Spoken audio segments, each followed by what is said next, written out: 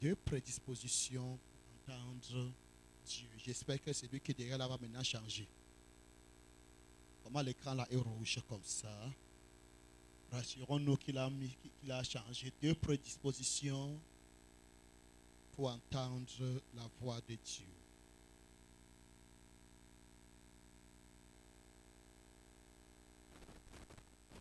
Première chose, tu dois entendre la voix de Dieu.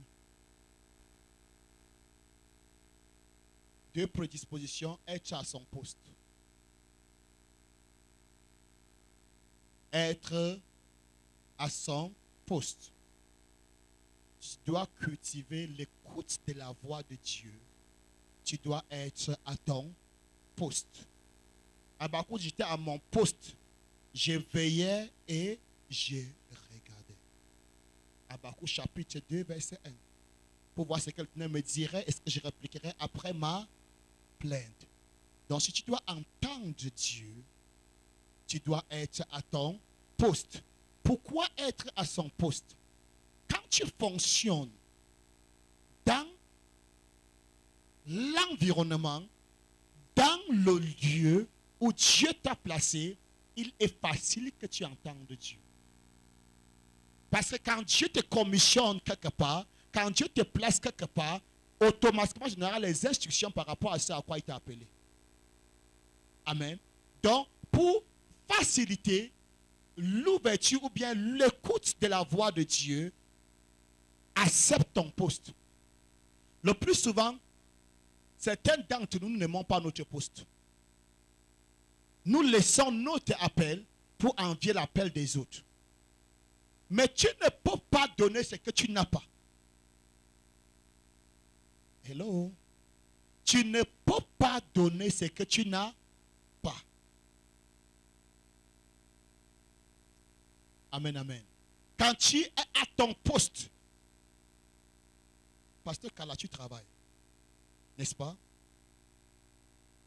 Là où tu travailles, toutes les instructions que te donne ta hiérarchie sont liées à la fonction qu'on t'a donnée, vrai ou faux. Amen. Donc, si tu dois entendre la voix de ta hiérarchie, c'est par rapport à ce à quoi tu as appelé à faire. Il en va de même dans le règne de l'esprit. Si Dieu te commissionne à faire quelque chose, tu recevras les instructions de Dieu par rapport à la commission. Maintenant, si tu refuses, peut-être Dieu t'a appelé à l'intercession. Peut-être les intercesseurs ne sont pas bien vus. Ou bien, ils sont plus dans le secret. Maintenant, tu aspires beaucoup plus à la chorale, là où tu es mis en avant. Qu'est-ce qui va se passer? Tu ne pourras pas recevoir les instructions. Pourquoi? Parce que tu n'es pas appelé là-bas. Dieu parlera à ceux qui sont appelés à la chorale, mais il ne te parlera pas. Amen. Donc, si tu dois grandir dans l'écoute de la voix de Dieu, la première des choses, tu dois être à ton poste. Habakkuk dit quoi? J'étais à mon poste. Si tu es sur la chair, alors que tu n'es pas appelé à la chair, il est évident que tu n'entends pas la voix de Dieu. Je connais des personnes, hommes d'affaires,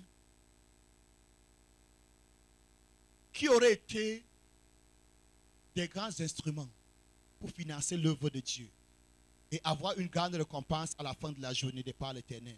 Mais ont laissé leur appel et ils sont devenus des pasteurs. Parce qu'ils ont des moyens financiers pour le faire. On peut avoir des moyens financiers pour le faire sans pour autant avoir l'appel. Et tu peux rassembler les gens peut-être, mais tu seras insensible à sa voix. Pourquoi? Parce que tu opères dans un domaine où tu n'as pas été appelé. Est-ce que quelqu'un me suit? Donc, si tu dois entendre la voix de Dieu, l'une des choses aussi que tu vas connaître, c'est à quoi suis-je appelé? Dieu m'a appelé à faire quoi dans sa maison? Amen.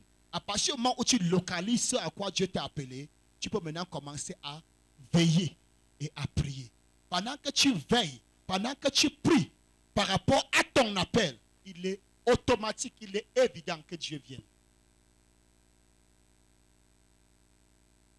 Amen, amen.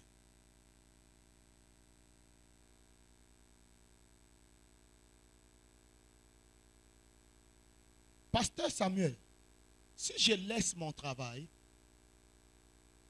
des pasteurs, je te retrouve à l'hôpital parce que je vais aussi porter la blouse blanche, n'est-ce pas? Je peux passer toutes mes journées là-bas à l'hôpital. Tu vas entendre Dieu par rapport à certaines situations devant toi. Je n'entendrai jamais. Pourquoi? Je ne suis pas médecin. Je ne suis pas appelé à la médecine. Mais j'aime quand même la blouse blanche.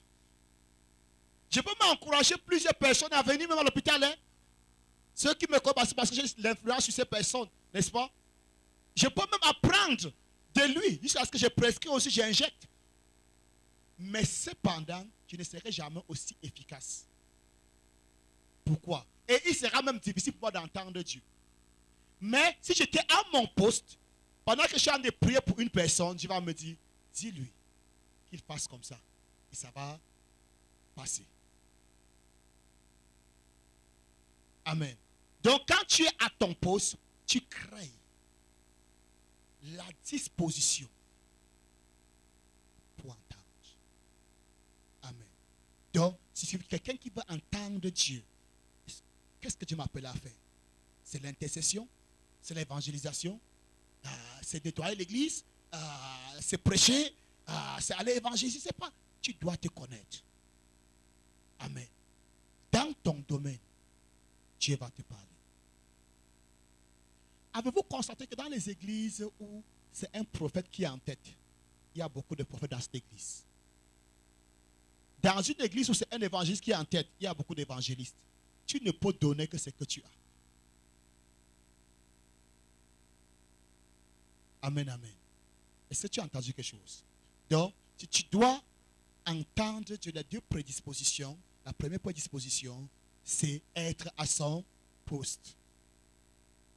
Si je suis en train de dire que Dieu ne parle qu'à ceux qui sont appelés, non, non, non, non, Dieu parle à tout le monde. Nous parlons de grandir dans le coup de la voix de Dieu.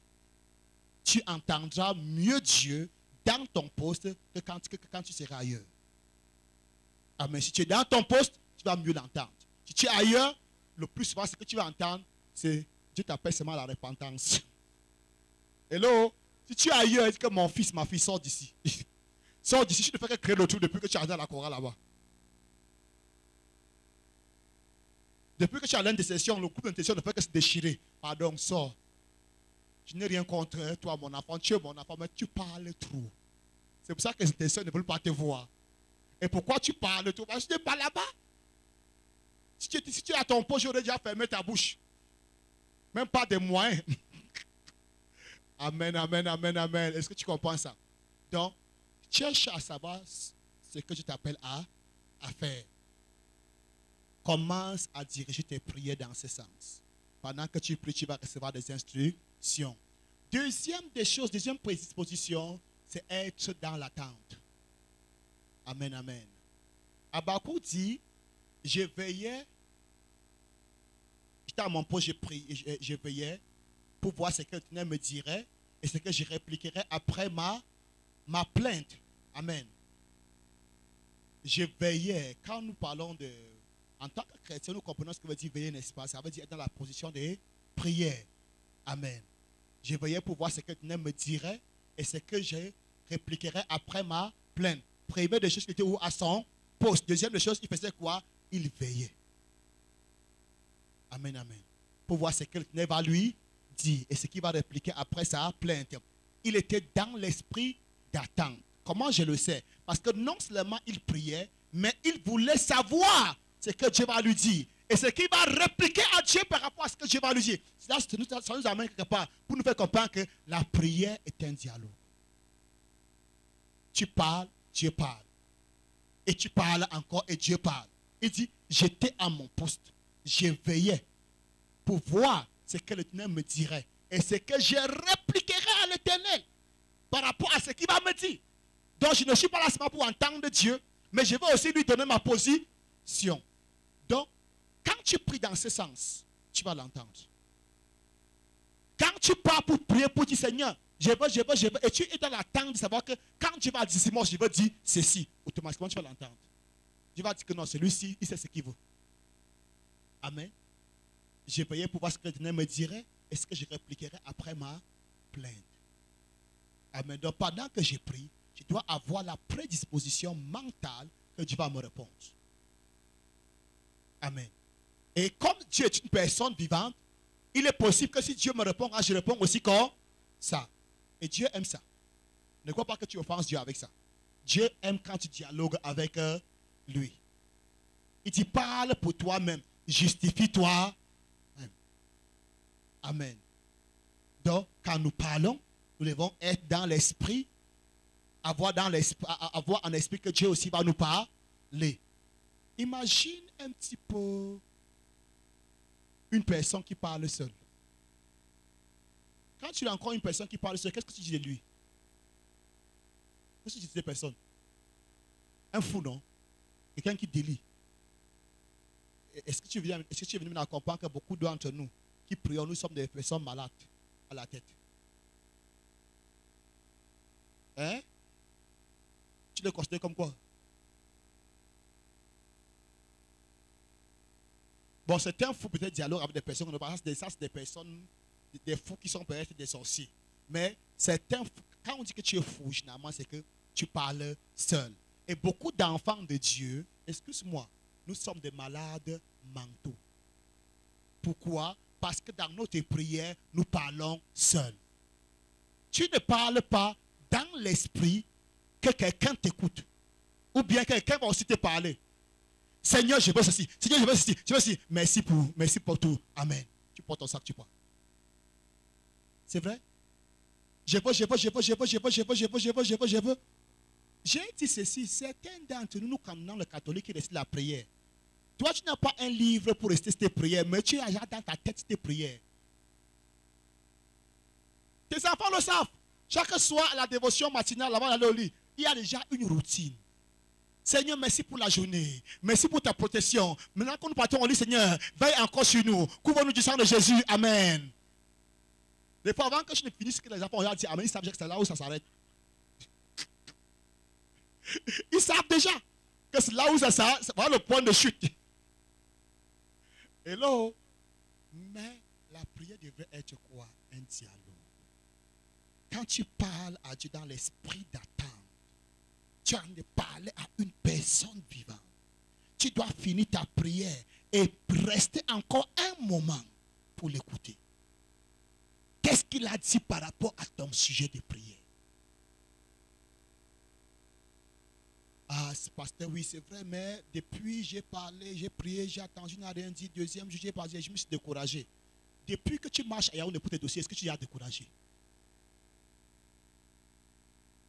À un homme qui n'a qu'un souffle que Dieu peut arracher en quelques secondes, tu ne t'es jamais découragé.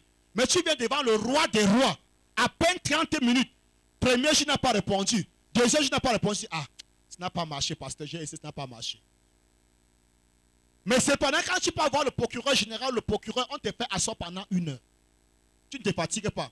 Après, on dit que non, il est à l'heure de la pause, reviens à 14 heures. Tu reviens. Il ne te reçoit même pas, tu reviens encore le lendemain. Et tu reviens encore, et tu reviens encore, et tu reviens encore. Maintenant, le Seigneur des Seigneurs, le roi des rois, pour 2 jours, 3 jours seulement, tu t'es découragé, frère. Non, quelque chose ne va pas. Qu'est-ce que tu en dis? Quand tu pries, prends un moment, reste dans l'attente. Frère, il s'agit de l'éternité. Même si tu dois faire comme ça pendant 6 mois, fais-le. Après avoir prié, prends quelques 20 minutes, 10 minutes, 30 minutes. Seigneur, je t'écoute. Contemple sa magnificence. Regarde le trône. Commence à admirer son Saint-Temps. Pendant que tu es dans l'attente, il va venir. S'il ne vient pas aujourd'hui, il viendra demain. S'il ne vient pas demain, il viendra après-demain. Ce qui est sûr, il va un jour venir. Amen, amen. À cause de notre temps, on va arrêter à ce niveau. Est-ce que tu as été béni? Ouvre la bouche, commence à parler à Dieu, commence à le remercier.